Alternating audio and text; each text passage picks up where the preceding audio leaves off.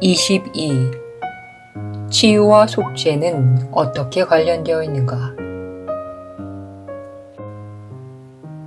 치유와 속죄는 관련되어 있지 않다. 그 둘은 똑같다. 기적의 난이도가 없는 이유는 속죄의 정도가 없기 때문이다. 속죄는 온전하게 통합된 지각의 근원이며 따라서 이 세상에서 가능한 유일하게 완전한 개념이다. 부분적인 속죄란 무의미한 아이디어다. 그것은 마치 천국에서 지옥이라는 특별한 영역을 상상조차 할 수 없는 것과 같다. 속죄를 받아들여라. 그러면 너는 치유된다. 속죄는 하느님의 말씀이다. 하느님의 말씀을 받아들여라. 그러면 과연 무엇이 남아 병을 가능하게 할 것인가? 하느님의 말씀을 받아들여라. 그러면 모든 기적이 이미 성취된 것이다. 용서하는 것은 곧 치유하는 것이다. 하느님의 교사는 스스로 속죄를 받아들이는 것을 자신의 유일한 기능으로 받아들였다. 그렇다면 그가 치유할 수 없는 것이 무엇이 있겠는가? 그에게 어떤 기적이 주어지지 않을 수 있겠는가? 하느님의 교사의 발전은 그가 속죄의 포괄성을 인식하는지 아니면 어떤 문제의 영역은 당분간 속죄에서 제외시키는지에 따라 느릴 수도 있고 빠를 수도 있다. 어떤 경우에는 속죄 레슨을 모든 상황에 완벽하게 적용할 수 있다는 갑작스럽고도 완벽한 인식이 일어난다.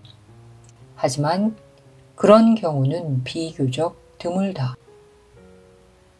하느님의 교사는 어쩌면 하느님이 주신 기능을 받아들인 후 오랜 시간이 지나서야 그 기능을 받아들인 결과로 주어지는 그 모든 것을 배울 수도 있다. 확실한 것은 결말뿐이다. 걸어가는 길이 어느 지점에서든 그는 포괄성에 대한 필수적인 깨달음에 도달할 수 있다. 갈 길이 멀어 보이더라도 그로 하여금 만족하게 하라. 그는 걸어갈 방향을 이미 정했다. 그에게 더 이상 무엇이 요구되었던가? 그가 해야 할 필요가 있는 것을 이미 했거늘 하느님이 나머지를 주지 않으시겠는가? 하느님의 교사가 발전하려면 용서가 곧 치유임을 이해해야 한다. 몸이 병들 수 있다는 아이디어는 에고 사고 체계에서 중심이 되는 개념이다. 이런 생각은 몸에게 자율성을 주고 몸을 마음에서 분리시키며 공격이라는 아이디어를 신성 불가침한 것으로 유지시킨다. 만약 몸이 병들 수 있다면 속죄는 불가능할 것이다. 마음에게 몸이 적합하다고 여기는 것을 행하라고 명할 수 있는 몸은 하느님의 자리를 가뿐히 차지하고 구원은 불가능함을 증명할 것이다. 그렇다면 치유할 것이 무엇이 남아 있겠는가? 몸이 마음의 주인이 되었다. 몸이 죽임을 당하지 않는 한 마음을 어떻게 성령께 돌려보낼 수 있겠는가? 누가 이런 대가를 치르고 구원을 원하겠는가? 병은 하나의 결정이지만 확실히 그렇게 보이지는 않는다.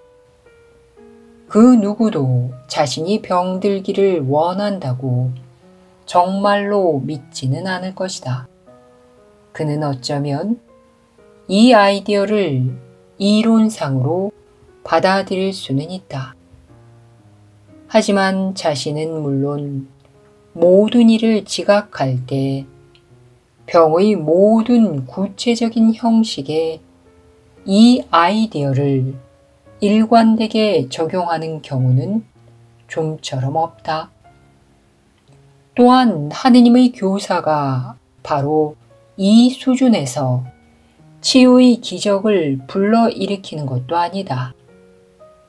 그는 몸과 마음을 간과하고 그의 앞에서 빛나고 있는 그리스도의 얼굴만 봄으로써 모든 잘못을 교정하고 모든 지각을 치유한다.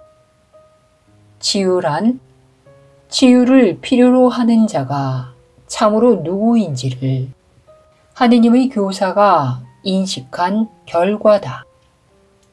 이런 인식은 특정한 대상에 국한되지 않는다. 그것은 하느님이 창조하신 모든 것에 해당된다. 그런 인식 안에서 모든 환상이 치유된다. 하느님의 교사가 치유에 실패한다면 그것은 치유를 필요로 하는 자가 참으로 누구인지 잊었기 때문이다. 그러므로 다른 사람의 병은 교사 자신의 병이 된다. 이런 일이 일어나도록 허락할 때 그는 자신을 다른 사람의 에고와 동일시함으로써 그를 몸과 혼동한 것이다. 그렇게 할 때 그는 스스로 속죄를 받아들이기를 거절한 것이며 따라서 형제에게 그리스도의 이름으로 속죄를 제공할 수 없다. 사실상 그는 자신의 형제를 전혀 인식하지 못할 것이다. 아버지는 몸을 창조하지 않으셨기에 그는 형제 안에서 실제가 아닌 것만 보고 있는 것이기 때문이다. 실수는 실수를 교정하지 않고 왜곡된 지각은 치유하지 않는다.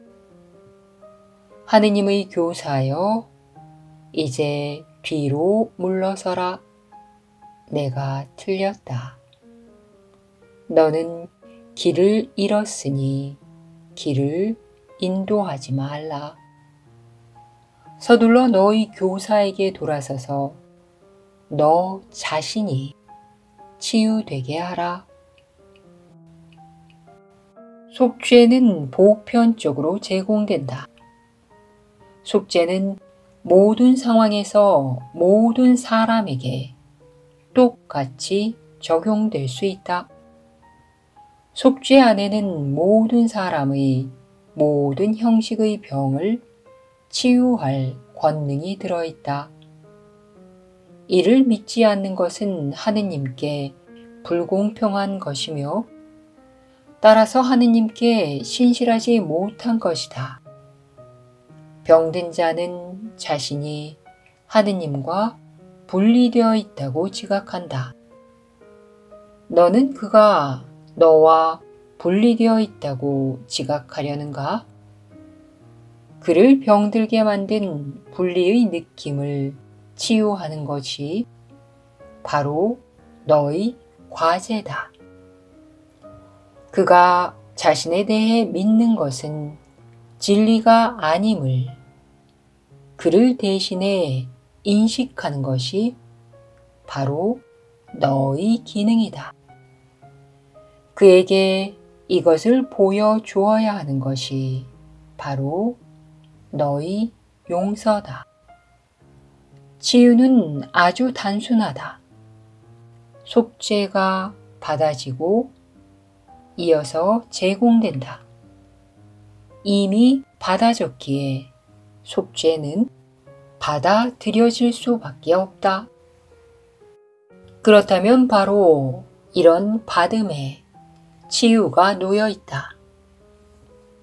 다른 모든 것은 이 유일한 목적에 뒤따라 일어날 것이다. 그 누가 하느님 자신의 권능을 제한할 수 있겠는가? 그렇다면 그 누가 어떤 사람은 어떤 병을 치유받을 수 있고 어떤 것은 하느님의 용서하는 권능 너머에 남아 있어야 한다고 말할 수 있겠는가? 이는 정녕 제정신이 아니다.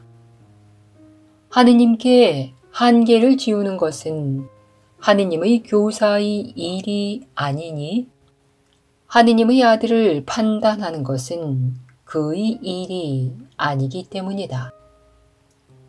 하느님의 아들을 판단하는 것은 그의 아버지를 제한하는 것이다. 둘 다 같은 정도로 무의미하다. 하지만 하느님의 교사가 그것들이 같은 실수임을 인식하기 전에는 그것을 이해하지 못할 것이다. 그런 인식을 통해 그는 속죄를 받는다. 그는 하느님의 아들에게서 판단을 거두어들이고 그를 하느님이 창조하신 대로 받아들이기 때문이다. 그는 더 이상 하느님과 떨어져 서서 치유가 어디에 주어져야 하고 어디에는 주어지지 말아야 하는지 결정하지 않는다. 이제 그는 하느님과 함께 이는 완벽하게 창조되었고 영원히 완벽한 나의 사랑스러운 아들이다 라고 말할 수 있다.